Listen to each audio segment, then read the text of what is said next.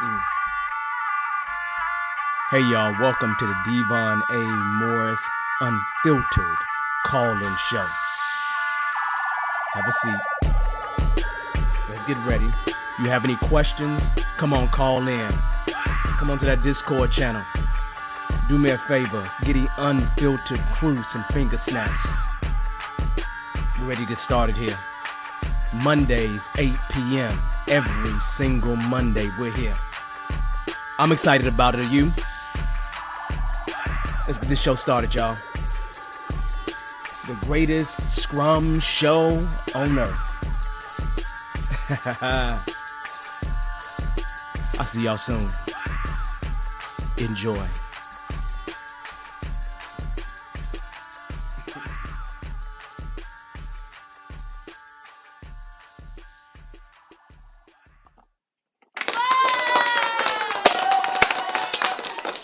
Hey, y'all. How you doing? Hopefully you have had an amazing start to your week. My name is Devon Morris. This is the Unfiltered Show, Unfiltered Call-In Show. We talk about Agile, Scrum, entrepreneurship, all those wonderful things that it's a wonderful pleasure for us to talk about every single week. Um, Let me tell you how the show goes. A lot of you have all been here before, so you know how it goes. We'll talk a little bit about, a little introductory stuff, and then we'll talk about our topic. And today the topic is pretty much the number one goal of Agile. And I love to get your opinions on that because I do have a particular opinion. Um, and then we're going to go into asking any questions. Now, one of the things that's unique about this show is you are welcome to call into this show. How do you call in? I'm going to provide a link for you. Ultimately, I'll throw that link into the chat. So, and then you all can receive it and then have the opportunity to ask whatever question you want to ask. I want to go ahead and grab that link and drop it in the chat right now. So, and then you at least have it available to you, whether you are on LinkedIn or whether you are on YouTube. I always drop it, so I'm going to drop it in the chat right now. Do me a favor. Do me a favor. You're here. Say hi. Speak to me. Talk to me. You know how it goes. Every week I look for your energy because your energy actually makes my energy go up, is the point I'm making to you. But anyway, what's really happening? Man, let me tell y'all something. I'm excited. I'm excited. I'm about to start building this list for that event that I talked about. It's gonna be nice. I'm about to start building that list. Um, and I know what I'm gonna do to start building that list. And I'm real curious on whether I should, kind of open up the actual veil and let everybody in on those techniques that I'm gonna be utilizing to build a list. But I don't know if I want to peel back the covers on that just yet. So just know there's some great things coming. Other than that, I'm rocking a CSM class this week. Next week, I got a ACSM. I'm going to do this. This is my second and last one for this year. Another thing that I'm going to do, January, probably first week or so in January, I'm going to make sure I have another hardship class because we always have done hardship classes. We've done more than enough of them. But I told myself in January we're going to do a hardship class, and whatever the price is of the class, we're going to cut that in half. Just, just cut it in half, right? For people who have a hardship, right? Um, so look out for that. Just remember, with that hardship class, it's a max of 30. I only can hold 30 people in the class. That's all I'm allowed to have. So once that number hits 30, it's over, right? And so, if you know people that have that hardship come January, that's when we're going to do it, right? So that's just an FYI. Outside of that, I got two CSMs coming in November, early November, and then I'm gonna drive around the country, man. Go down to Mississippi, go visit my grandfather's burial grounds, and make sure everything is good to go. Maybe clean it up a little bit. And then I'm going to travel to go see my daughter at school for her birthday, and then then I don't know what else I'm gonna do. But I'm gonna do a little bit of getting around, just a tad bit, because I just feel like it, right? So I've kind of made a little bit of space as this year starts to come to an end before it gets too cold up north, right? It's kind of how I'm thinking. So that being said, I'm telling you, y'all, I'm excited. I really am excited. I mean, I barely, I finished a coaching intensive last week, so I'm gonna get it. Hopefully get another certification by the end of this year. So it's been work. It's been work. PhD class is going all right. So yeah, man, I'm trying to rock, man. And I got this newfound focus, man. I really got this newfound focus where I'm going beast mode and I'm crushing it. I want you to crush it too, is the point, right? I want us all to crush it is the point. Like I don't think there's any limitation to how much we can all crush it, right? I want to see us all crush it, right? So just know that that's coming, and that is just one of those things that's good. Just so I can say hi to folks. I see people on LinkedIn. I see people on actual YouTube. Just say hi. Uh, so then I can just say hi back to you. That's what we normally do in the beginning of this thing. Let me know how things have been going for you. How things have been going for you. Drop that in the chat. How things been going, right? If it's not going so good, drop it in the chat. We should talk about it. Come on the show, let's talk about it. If you have questions, start queuing those questions up in your mind because, you know, as we normally we talk maybe 10, 15 minutes about the topic. About 8:20, we start opening up the lines. So then we can, basically answer any questions that you may have, whether it's in chat or it is you physically calling it. Like I'm doing like this for real. I got a handset, like I got a real telephone from back in the day. But this is man, if you only knew, man, it's flipping beast mode, man, for real. It's like a whole like when I say it's a whole nother level, I could talk to you about that. Let's get ready to talk about the topic. Let me say hi to some people first. Nobody. Let's see. Some people on LinkedIn say hi every once in a while. Okay. Unfortunately, I don't see who said hi to me here, but I see hello, Devon. Things are going great. Thanks for everything. I'll see you come up on this other side in just a minute because it's just showing LinkedIn user. I don't know why. Jennifer, how's it going? How's it going? Right. Let's see. Evie, how's it going? Petra, how's it going? Hopefully, you all are doing just fine. Hey, okay, moving to Florida. It's good. I like Florida. I kind of consider Florida to be my second or third home. I kind of after I dropped out of high school, I went to Miami and graduated, and then my family got hit by a hurricane as I was leaving and going to college. I'm at college like 3 days. Hurricane destroys everything. It was yeah, that was interesting. 92 Hurricane Andrew. So yeah, I love Florida, man. I love Florida. Matter of fact, I got an arm. I got a little Mickey Mouse over there. You know, I'm black, so you can barely tell what that stuff is. My daughter told me I need to clean it up. But anyway, it is all good. Hopefully everybody is really good to go. It looks like everybody's having a good little evening so far, so that's amazing. That's a good thing. So, our topic tonight, the number one reason, the number one goal of Agile. Okay, before we talk about the number one goal of Agile, I'd love to hear from you all. What do you think are some of the reasons why organizations do Agile in general? Like what are some of the reasons why you think that they do it? Drop that in the chat for me. Give me an idea of what you think, right? Because I'm curious about it, right? Obviously, I run into organizations all the time.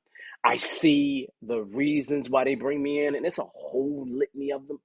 And a lot of times, the reason isn't the one that I'm thinking about. It's not. It really, really isn't. And that has always been curious of me, because as I go, as I was going from organization to organization, I'm really trying to figure out, hey, what's really, really, really happening, right? What's really happening? And I'm curious, right? Because a lot of times I see these what I would call classic posters, right? Classic posters that organizations will put on the wall, right? Just classic posters, right? That I see on the wall. And those classic posters kind of get to it, but don't necessarily get to it,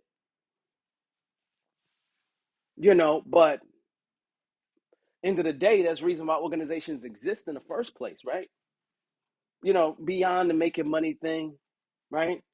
And so I'm just real curious about, what some of those things are that you think why organizations classically do this whole agile thing, right? Scrum, Kanban, extreme programming, feature driven development, just all that breadth of stuff, right? All or whatever they whatever hype, whatever combination of things that they use to create some hybrid, right? What is the reason why, right? I see a couple reasons being thrown out here. Like, Petra, that quicker time to market, that like is a big poster. Yeah, you always say quicker time to market. You know, I hear that one all the time, right? I mean, all the time. Okay, but you know, when you think about organizations that say this quicker time to market, do they really mean it? Do they really do the things that's necessary to get that quicker time to market? I don't always see it, man. I'm not saying that's with every organization, but I just don't always see it. I just really don't. What else? What else? What else? What else? Um, Less overhead. That's a good reason, right? But that's again, poster. Again, poster, right? They less overhead normally means less money, right? That they got to spend, right? Saving money, saving time, right? Again, to me, that's a poster. I see these as things as being posters, right? I see more collaboration. Petra's on a knocking things out. More collaboration across teams. Yeah, I don't see that as a poster most of the time. The other ones I definitely do, right? So Rodney saying because they heard their competitors have had success with it. I agree with that one 10,000%. I love the dots in your CSM, CSPO. Even though you don't have a dot at the end of O or a dot at the end of M, we're not going to talk about that. um, Provide better responsiveness to changing business needs. Yeah, again, that's a little deeper. I like it. If I was to really, and again, spoiler alert, because I don't have to say this all day. Let's see. If I was to really, really boil it down to some things, right? If I was to boil it down to one thing, it would be something that is in the principles of the Agile Manifesto, and it kind of points toward this. And I would say that it's fundamentally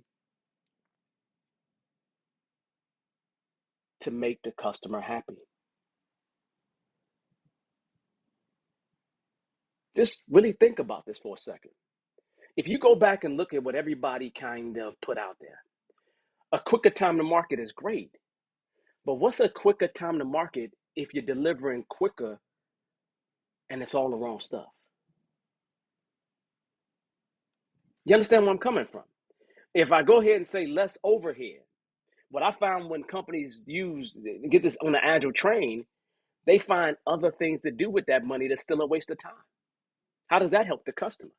Ultimately, I really believe that this whole agile thing is really focused in on helping the customer, making the customer happy. That is its focus. And that's the focus of the vast majority of businesses that exist, right? If I think about Bearded Eagle, if there was something I would say about Bearded Eagle, my main goal would be to make the customer happy.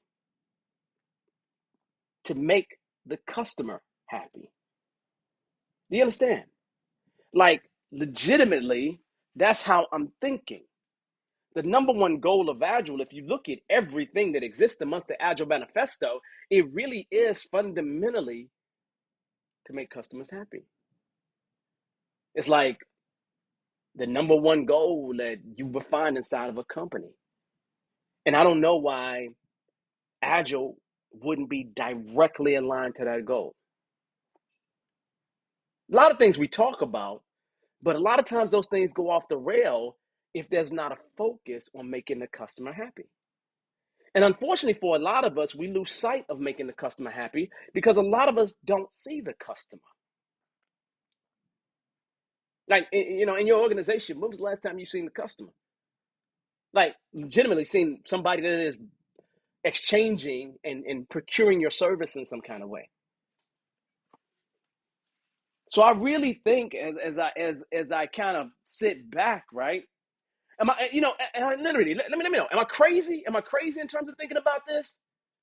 Or am I wrong? Because I've been thinking about this all day, right? I really have been noodling on this all day. Like I said to myself, what's the number one reason why we do Agile? What's the number one reason? And I was thinking about things like time to market, everything. Nah, man. T- Tell me what you think about that. Tell me what you think about that. It's kind of made me a little nervous to throw that out there like that. It really hasn't. But it's kind of made me a little nervous, really, when I think about it. Okay. Because it's like, what else is there to it? If those aren't the reasons why you really getting at it and doing it, then what the heck is the point? What the heck is the point? If it's not to make the customer happy, what's the point? Am I wrong? Am I thinking wrong? I mean, let me ask you a question. Think about your organization that you are at, or the organization that you was at in the past, right? Whatever that is. I don't know, don't care which one you utilize, right? Think about it for a moment. If your goal was ultimately to make the customer happy, and that's what you made sure that all the agilists in the building understood, and that was their goal, do you think that would have had an impact on your implementation? Do you think that would have an impact on your organization right now as we speak?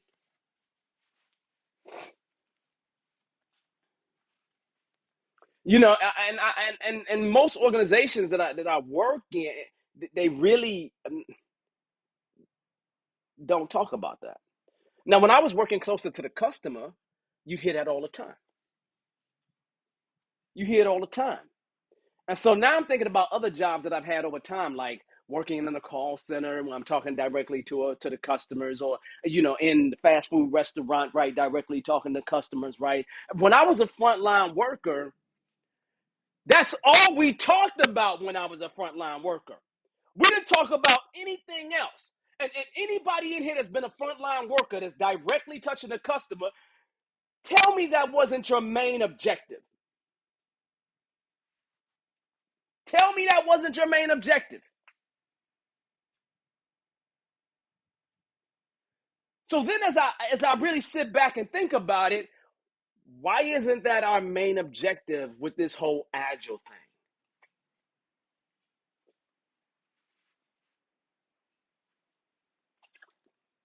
I don't know. We seem to have all these other things that we think about that should be supporting that in some kind of way, but we lose sight of that kind of stuff because it's just not just about collaboration, because collaboration is great, but collaborating on the right things is better. Quicker time to mark, great, but right things is better. So I'm not torn. I'm just I'm just like, when did we lose sight?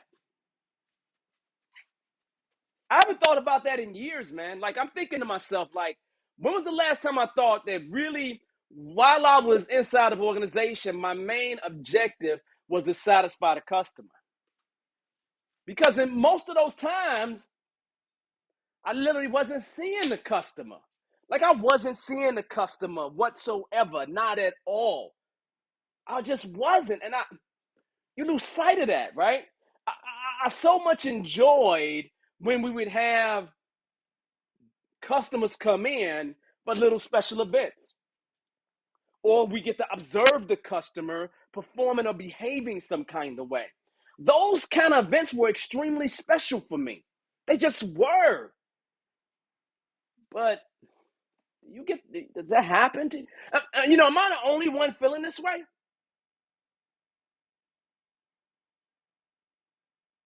main objective, man, is to make the customer happy. That's the whole purpose of Agile. I don't know any other purpose that would be reasonable to exist.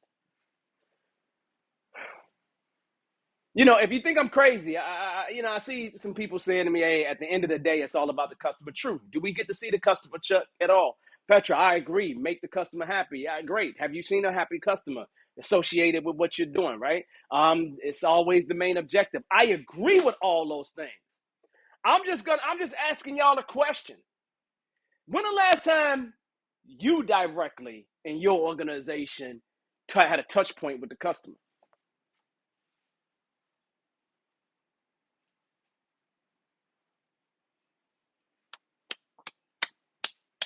Is your Scrum team thinking like that?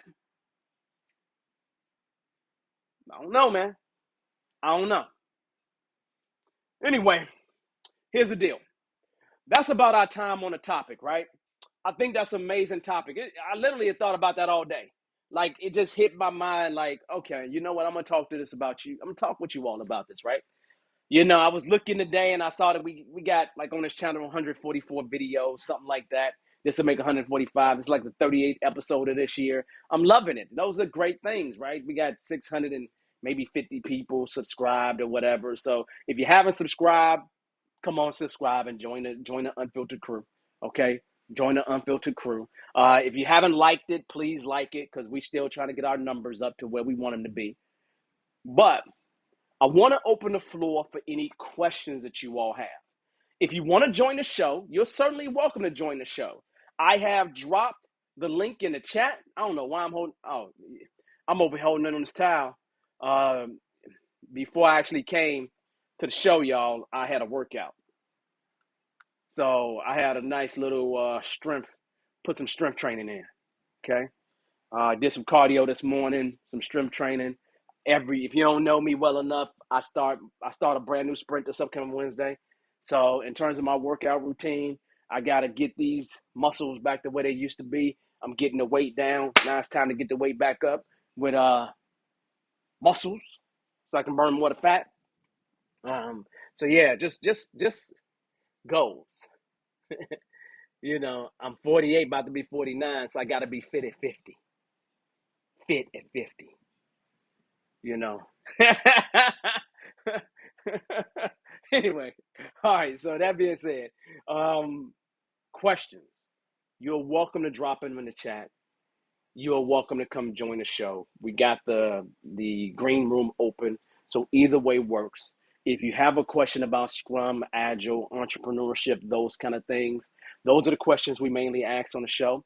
If you have something that's happened to you, right, something good, right, let's talk about it. Come on and join me. Let's talk about it. I love to hear about your successes. I think successes are wonderful. I love successes. Love to hear about them. Love to kind of roll through them, go through them with you. All those things are vastly important to me. So just make sure that you join me and let's talk about it, okay? So drop those questions in the chat. Otherwise, come join me. It's raining around here. If my if my internet go I lie. If all of a sudden I just cancel out, I'm telling you, man, it's probably because the power went out. But I got a backup. I got a backup. Let me tell y'all something. I put my internet box on the backup. Because my philosophy is my laptop got power for a little while, but the internet box don't. So the modem don't. So I'll keep that modem. So I don't run out of energy or electricity down at the station, wherever the internet is powered from. Then I'm good to go for about an hour or two. So you might see other things powered down around here. My whole visual may change, but it's okay. We'll make it work, right? So any questions? Any questions from anyone? Okay. Any questions from anyone? Yeah, I'm over here. I would. Yeah, I'm just, usually for me, I just be having good times. Today was such a productive day. It's ridiculous. I'm gonna tell y'all the secret about today. It's stupid, but I'm gonna tell you anyway. When I was a kid, I used to love getting mail. Now I don't know if this is you. If this is you, please let me know. Don't let me be the only one that feel this way, right? So when I was a kid, I love getting mail because I love getting mail because it made me feel like an adult, right? Literally. I just loved getting mail. And my grandmother, who raised me, she would love to open my mail. So I had to learn to battle her for who was going to get the mail first. And then I would threaten my grandmother and tell her, look, you cannot open other people's mail, grandma. Otherwise, I'm going to have to call the people on you and they going to come put you in jail for opening my mail. I would threaten her. And she did not stop opening my mail. She just didn't, man. I'm telling you right now, she didn't stop opening my mail and tried to be nosy on everything that I had for like all the time I lived with her. That's so stupid. But I felt so big. So today, literally today, it's raining outside. So guess what I want today? I want mail. Like I want mail, not any mail. I want mail from USPS, the United States Postal Service.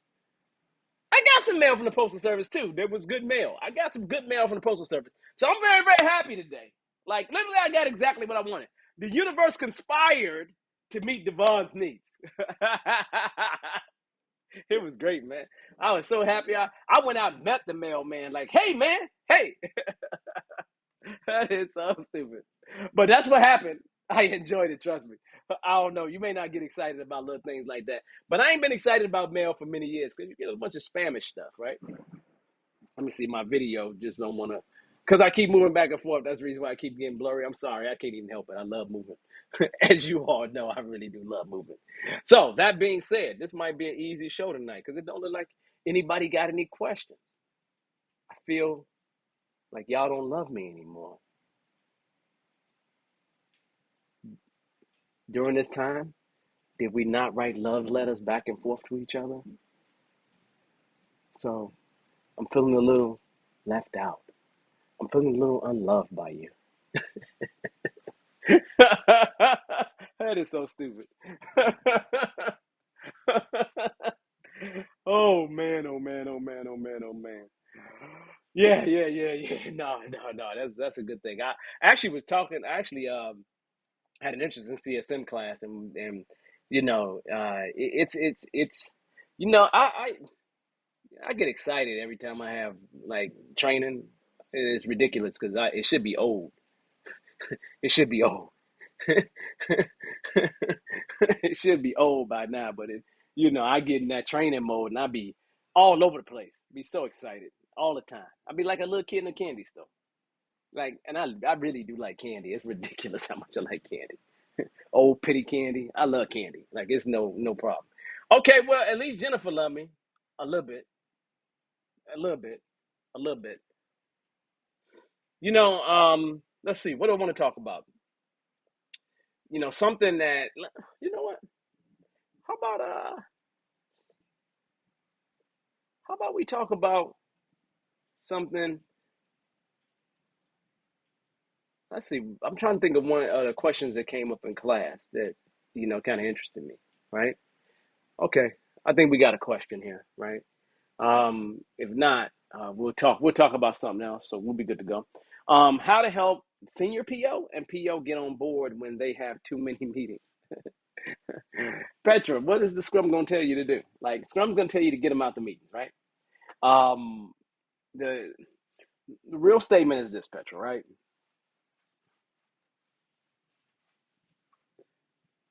Does the organization really care?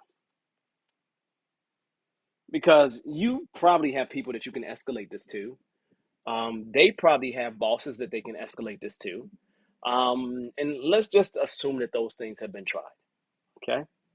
Now, if it's me, okay, and I would love to have some help in solving this problem. If it's me, if escalation has occurred and that hasn't worked, if the POs are on board with getting out of some of those meetings, I mean, truly on board with getting out of some of those meetings, right? Then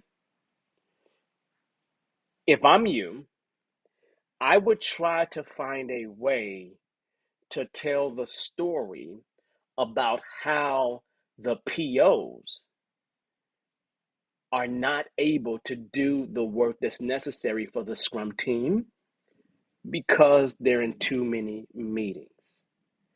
I would try to show that the PO is a false bottleneck when your bottleneck should be the actual developers.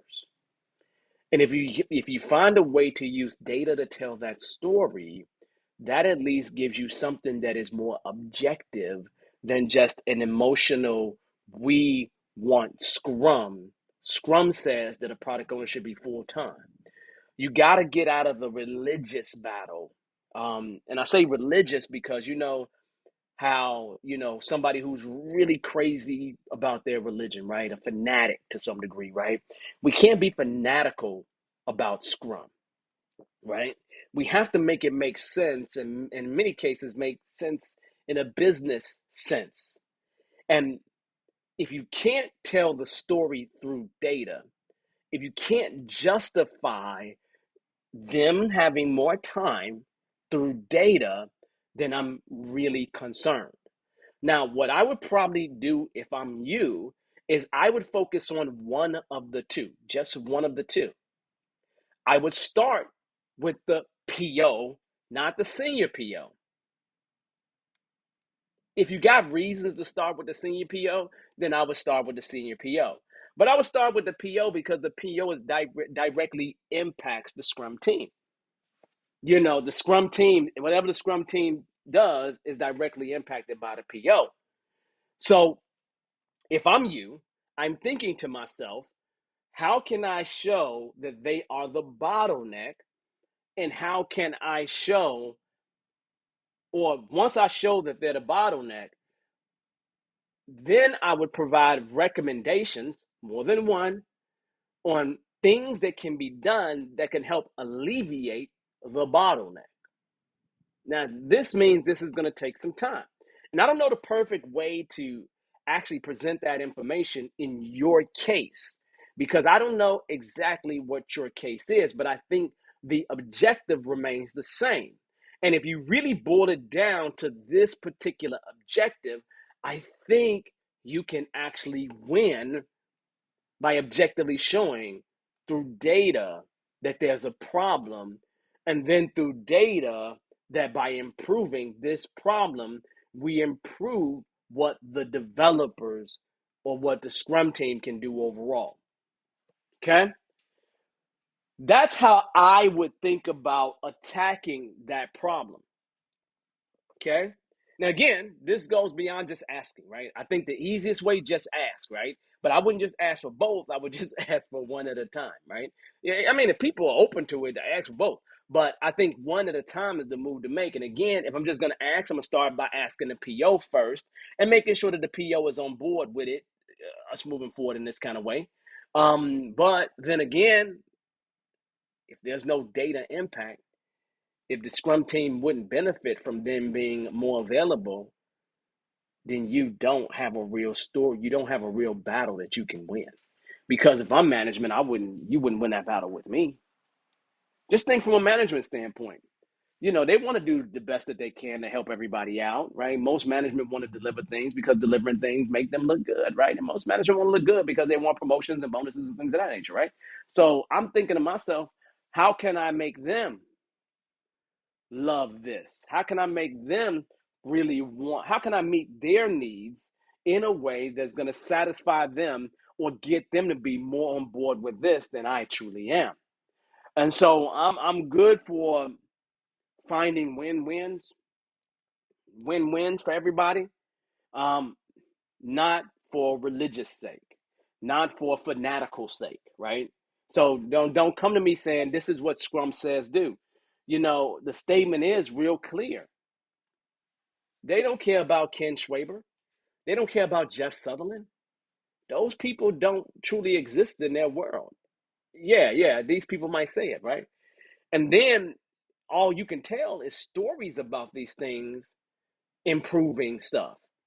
because you might have evidence through your stories that it's worked in the past, but you don't have any proof that this works from organization to organization. You have no proof by getting them out of meetings is going to help make it more productive. Maybe the reason why they're in meetings is so then they can free up time for the team. Maybe that's the reason why they're doing these meetings, so they free up time for the team. That could be the reason. I don't know. But I definitely would dive into that more, but I would dive into it and I would make sure that I would really make sure that the POs are on board.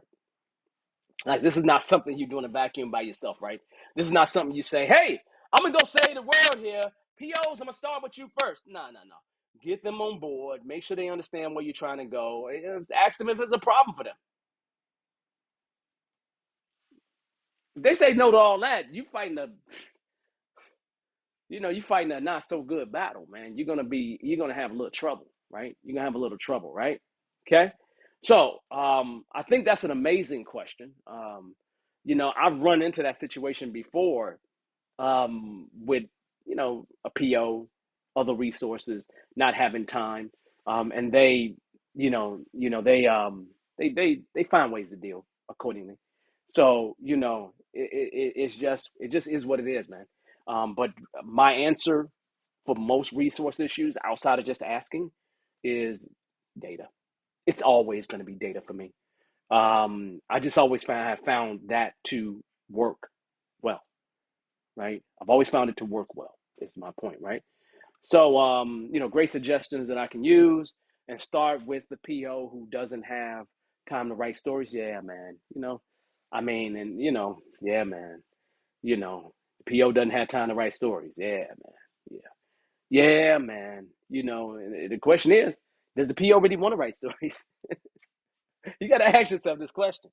Does the PO really want to write stories? The developers and I'm assuming you're the Scrum Master, write the user stories and they are overloaded. Yeah, they're going to be overloaded. Scrum says you're only supposed to take about 10% of the developer's time to utilize to help with activities like that. And if you got a good enough product owner, you don't need any help from the developers at all if the product owner knows how to really do their job well enough, right? And so I'm saying to you that that's a situation, but you should be able to easily show, like, your developers being overloaded. You should be able to easily show that your developers are overloaded through data. Okay. And then you should be able to show one of the ways that we can solve this problem is with a product owner that can actually work ahead, do whatever to actually help to solve this problem. Okay. So, again, that's the way I would tackle it. Yeah, that's definitely the way I would tackle it. So great. I'm glad that was helpful for you, Petra. Any other questions? Please drop them in the chat. You're welcome to join on the show. Dorcas, I'm glad you're here. That's a good thing. You know, you know. I see Nashika here. How you doing? Did you have a good weekend? She was in. We had our first. We literally had our first. I won't say it was the first public evening set of CSM classes. We kind of, as Bearded Eagle, we literally set a standard with weekend classes, right? When I started training back in 2013, nobody was doing weekend classes. Nobody was. So we just kind of set the standard and started blazing out weekend classes because we found that to be our niche, and we dived into that niche, man. And then a lot of other people started doing them at that point, right? But literally, you started thinking last week we literally had like an evening CSM, and we're gonna probably do it again, right? We're probably gonna do it again. Glad you enjoyed the class. We're definitely gonna do it again. Lizzie is an amazing trainer, isn't she? She's amazing, right? I absolutely love every aspect of the things that Lizzie does. She does it different than me. Like, if you want to see like different, like, she does it from a feminine perspective. Like, she does it from a fuzzy, feely kind of perspective, right? Yeah, that's not me. I'll be, hey, we're gonna do it this way. You ain't got no choice. Go. And don't embarrass me on the street. Otherwise, I'm gonna have a problem with you. That's me. That's me. She be all, a little different than that. And she just be really different. Hey, man, it is what it is. right? She did, you know, hey man, she's a good trainer. I must say that. She's a good trainer. I like her. She all right with me. She all right with me. She's the other half of the Bearded Eagle team. So for those that don't know, she's the co-owner with me. So boom. She helped build that business up. Makes it extra black owned. That makes it black and British owned. American black and British black and Jamaicanish kind of owned. Cause she black and Jamaican and all this kind of stuff mixed together. She has this British accent, which fools you. You go, what? You you black? that's, and so that's how I looked at it when I first met her. I was like, huh? This is weird. This is weird. I don't understand. I didn't get it, right? No, but we had a great time. I mean, we had a great time. And I don't know about that 6 to 10 though. That 6, 10, 10 time was killing me.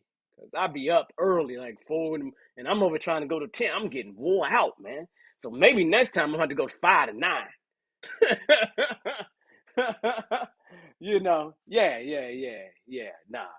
Yeah. Lizzie is an amazing trainer. You know, Lizzie is an amazing trainer. There's a certain style that we as Bearded Eagle have.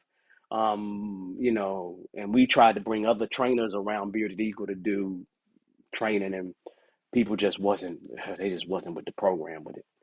You know, because we try to be in your face literally and make sure you don't go to sleep on us. Like I feel, I feel like if we was in class, I'd throw something at you. Wake up! No, we don't give you no chance to go to sleep in the class. So in the CSM class, nah. In the CSPO class, nah. You're not getting that chance at all, right? Anyway, Lizzie, you amazing. You know how it is. You know. All right, so let's talk, right? So yeah, Roselle was in the class. There you go. 5 p.m. Yeah. You was in the class. Welcome. Right? Roselle's taking my hint, right? Come and join us on this thing, right? So again, I'm gonna say something to you because one of the things that I like about us doing this here is you all are actually building community here. Let me say it again. You all are building community here. And the community that you all help to build here is going to make this community much better. So it is community building community, which is really, really extremely important, right? And so we have another question here, but I have somebody that's joining the show that says hello. So we're going to see. I've been a little bit worried about having a spam person come on. So hopefully they're not a spam person. We're going to see. But we got a hello here. So, oh, no, they dropped off. Maybe they was a spam person. I'm so afraid because I don't have nobody, making sure people are all right. So they dropped off, so that's good. So anyway, but she enjoyed the class. 7 to 10 works. I think there's all kind of times that it was worth it. Yes, agreeing with keeping us engaged. Yeah. No question. We're gonna do that, right? But we got another question here, right? How do you deal with technical debt? I'm curious, right? Because I don't have to answer all the questions. Some of you all tell me how you deal with technical debt. Tell us. Let's help Chucks out here, right? How do you deal with that technical debt? I know how I deal with it, right? You know, now I'm gonna be Devon here, right? And I'm gonna say this 2 different ways, right? Um, so the first question is, what is technical debt for the uninitiated? Technical debt is that deferred necessary work not done now that will have an impact on the future. Great. Okay, so technical debt is classically negative, and it is something that is classically invisible. So negative and invisible are 2 things that you get when it comes to technical debt. But I'm curious, how do you deal with it, right? How do you deal with it? How do you deal with it, right? How I deal with it is really critical. Um, so one of the things I always recommend inside of my classes, and I will forever recommend it, is that when you jump into sprint planning, you need to understand the concept of capacity. Okay? Capacity, by definition, is how much time do you have available to do whatever it is, right? And so if you're working 40 hours a week, for example, and Monday is a holiday and you're not doing any work on that Monday, and again, you're working, that means that week you really only have 32 hours if you got 100% of your capacity available to do the work. Does that make sense? And so capacity becomes extremely important. And so one of the things that happened, and I tell this story often in a CSM class because it just makes sense and it's an easy story to tell. I remember when, I had a developer pull me to the side and say, look, we don't have time. People don't understand technical debt. And so, you know, what I have classically started doing in my sprints is carving out capacity, just automatically carving it out. Okay. Now, I prefer the carve out method. That's what I prefer. So we're going to do a 90-10 split. But 90% of our time is dedicated toward the sprint, 10% of our time toward, now normally I do a bigger split than that, 60-40, 70-30, something like that. Not all dedicated toward technical debt, just dedicated toward other things that aren't really sprintish kind of stuff. And so I kind of pull it out. So then we have capacity to deal with it. Another classic way that people like to do is they like to create some product backlog items. So product backlog item is just a generic term for anything that we put in a product backlog.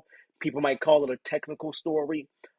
People might call it just a technical debt story. I've heard many names for it. But you end up putting it in a product backlog. Some teams estimate it, other teams don't estimate it. I find technical debt hard to estimate because it means that you need to go in there and figure out what you're going to need to do. Um, and so I'm a get a little bit of technical debt done all the time type guy. I've also seen teams take an entire sprint. Like we're gonna dedicate every fourth sprint, every fifth sprint to dealing with stuff that we need to deal with in house. I've seen that happen too. I can't say I love that. If you did a 20%, that means that you are doing, over five sprints, you got 20, 20, 20, 20, 20. So you don't have to knock out a whole sprint and not deliver anything of value. Um, and so if you make sure you carve it out, whether you carve it out by building stories that you commit to, whether you carve it out by putting some capacity to the side, just know that there's only so much technical debt that you can do every single sprint, regardless of whether you write a PBI or you actually carve technical debt out. Okay.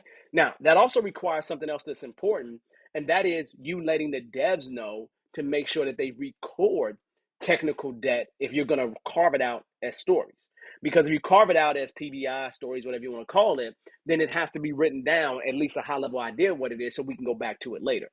Um, that may be a practice you want to do regardless, depending on whether you can get to this stuff, right? So for me, I just prefer to taking a percentage out. The percentage is just the route that I tend to go. It's the route that I find that my developers tend to like more because it just gives them freedom to work on whatever's the most important thing at that time. Um, I don't like to just stop and do a whole sprint worth of that. It's just my preference, but I have seen teams that prefer that.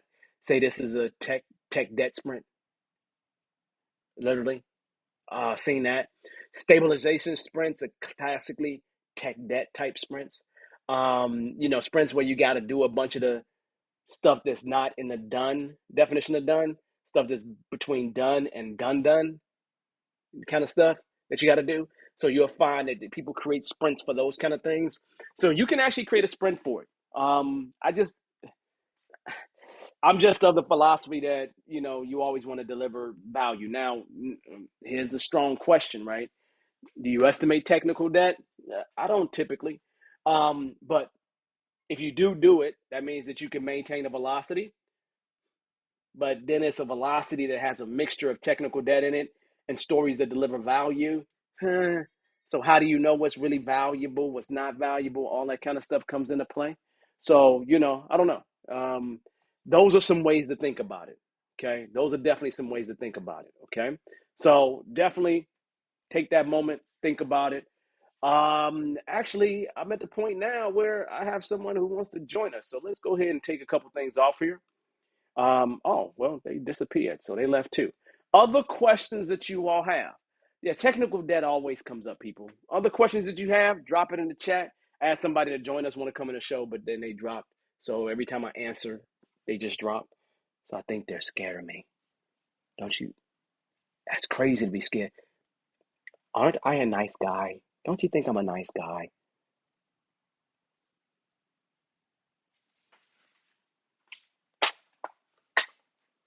Does this make me a nicer guy right here? If I have his, no, no. Anyway, no, that's my boy Mumbles right there. Um, let's see, let's see. So because I have had a conversation with my dev lead about having a standardized way of writing code, pair programming, so we don't keep having bugs, right? You know, I would say the bet, you know, how do you prevent having bugs, man? Like, yeah, pair programming puts multiple brains on it, and putting multiple brains on it is going to reduce defects, no question, right? But you're not going to completely prevent bugs. You're not going to completely get rid of defects. So if I'm you, Chucks, I would go ahead and combine. I'm going to say this: combine that with some automated tests. Yeah, pair programming is amazing, right? I agree. A lot of organizations won't agree to pair programming because they feel like you're wasting a resource. Even if you went as far as mob programming, I think all those concepts are amazing because, again, multiple brains that can navigate normally is extremely helpful in just finding problems, right? So I think pair programming is amazing. I've been able to do it a few times in my existence, and so I think that just trying that is just a good thing, right? So I mean, yeah, man, I definitely love it. But like I said, I really think that really the whole extreme. If you're doing so, okay. Hear me out, right? Hear me out. If you are doing software development and you're not doing extreme programming to some degree, something wrong with you. You understand? It's one of those things like I say in this world, right? How do you get developers to truly take risks? Give them a safety net. A good safety net is automated test. Because if they break something, they know it faster and they can fix it. They're going to break stuff, man. It's gonna happen. You're not gonna get around bugs, right? But can you lessen those bugs? Yes. With something like pair programming, absolutely it helps. But pairing that up with, some automated test is going to help out. With some TDD is going to help out. With some ATDD is going to help out. With some refactoring is going to help out. With some simple design is going to help out. Everything I just said is a part of extreme programming. So if you're doing software development, man, it doesn't compute to me on the reason why you're not doing extreme programming. It doesn't compute. And then on top of that, I say this, right? Like literally, I would say almost every company got the same access to the same kind of tools. And like tools like 10 years ago don't compare to tools right now. Like these tools give you like these tools give you like way more help than they used to. Way more. You have to cobble things together. Like we're gonna use this for this, and we're gonna have to do this for this, and they have whole applications that do all kinds of stuff, right? The whole life cycle, right? You get that in tools today. You really do. So it's scary. It's scary, man. How much stuff you got access to, and a lot of organizations can get the same kind of access to these same tools, man. So I don't find too much excuse, right? Outside of you ain't really trying to do it. So again, I think the conversation about pair programming is amazing. I think that's amazing conversation, right? If you can try mod programming, go for that too, man. I would go for that. But man, throw some TDD in there, throw some automated test in there. If you could get to that, man, if you can get to that, boom, man, man, bam, bam, bam. It would be amazing. But again, all I'm really saying is just do a little bit of test driven development. That's all I'm really saying. I'm not saying any more than that, right? I'm not trying, some organizations, it's a little different, but man, that's what you want to do, man. So as I always say to my scrum masters, hey, y'all, do I look like I'm a boxer? Do I? Do I look like I work out a little bit with this thing like this? If I do like this, does that? That is so stupid. That is dumb. That is stupid. My daughters would actually be embarrassed. But I told myself as I get older, I'm gonna embarrass them anyway. I ain't gonna stop embarrassing them. You know why? Because they mine and they can't get rid of me. They can't get rid of me. All right, y'all. That being said, man, y'all, let me tell you something, man. I appreciate y'all questions, but man, I am so excited about some things I've learned today. I'm telling you, man, this is about to get dangerous. Like when I say to you, here, listen to my 3 days, right? My 3 days for the event that's going to happen in March. Hear me, right? Hear me, right? Reset, resilience, beast mode. Did you just hear what I just said, right? Hear what I just said to you, right? That event that I'm going to have. Reset, resilience, beast mode. Woo! And I'm telling you right now, I ain't had time today, man, because I had to do the show and do everything else. But man, starting tomorrow, man, it's about to be on. I'm about to put some things together, man, and start making some things work. Man, it's coming, y'all. It's coming. It's coming. So March, that event is coming. So I'm excited. I'm so excited it's ridiculous. Like I got some new things I want to try.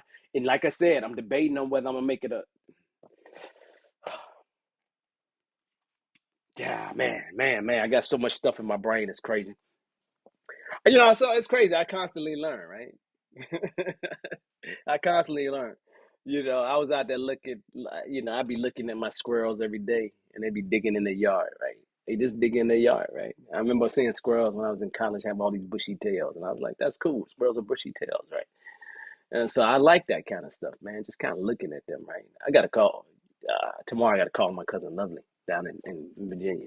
Yeah, I got to do that. I got to do that. I got to call him. I got to call. Got to call some family and check them out. But yeah, man. Yeah, man. This has been a pleasure, y'all. It has always been a pleasure, right? I love having this with you all. I love opening up this space for us to have a little conversation. And next week we're gonna do the same thing. This is number 38, y'all. Man, my goal was this year?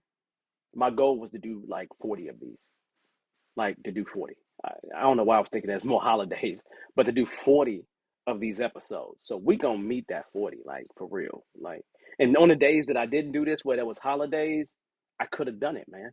I was so like, I missed y'all so much that I wanted to do it on those days, right? I did miss y'all on those holidays, man. I really did, like for real. So like, we gonna have more than 40 episodes of this, and then we're gonna start season 3 at the beginning of 2023. I'm scared. It makes me nervous. It makes me nervous. Like doing, yeah, 40 episodes, right? Wow. Yeah, that's just over my head, right? We got 144 videos, you know, gonna have 150. Man, there's a lot of stuff. Somebody sent me an email.